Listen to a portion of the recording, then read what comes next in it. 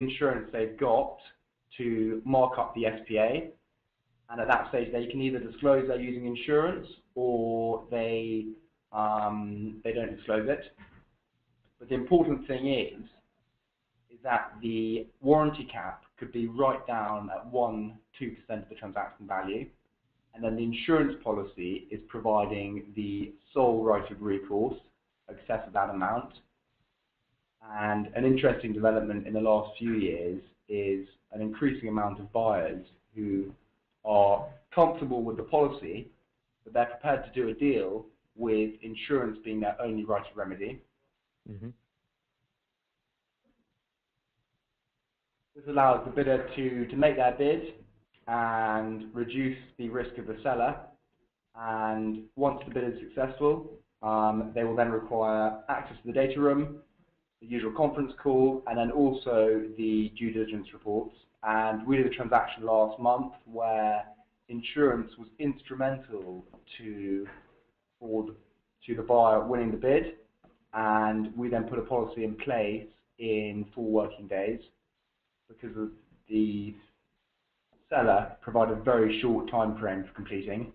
So it is possible to do these things very quickly. Mm-hmm. And talking to the legal community here in London, there's a growing awareness about what insurance can do and the importance of insurance on certain deals. Mm-hmm.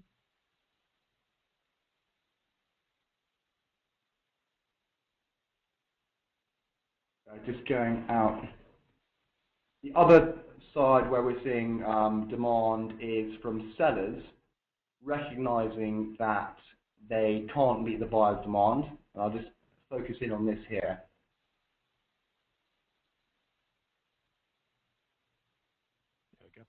So if you've got a private equity seller who need to distribute cash to investors, they'll often face the fact that, yes, they might not be providing lots of protection to the buyer, but they're probably going to face a price check. So on a typical transaction, the buyer may require 30 million of warranty protection, 30%, and if the seller's unwilling to provide that, they either face price erosion, or more likely they will face a smaller pool of buyers. Just running through what we've done recently, to provide an example, we had a transaction where it was a seller of a family business, and we were approached by a large investment bank who were aware of insurance and what it could do. And we structured a policy before they'd even started speaking to any potential buyers, which would provide the buyer with the protections they needed. And that allowed the deal to happen without the seller facing sort of significant price erosion. Run through the process of that here. Again, very similar diagram. We were approached by the investment bank. They said, right, we've got a seller here, we've got a target business, we want to achieve maximum value here.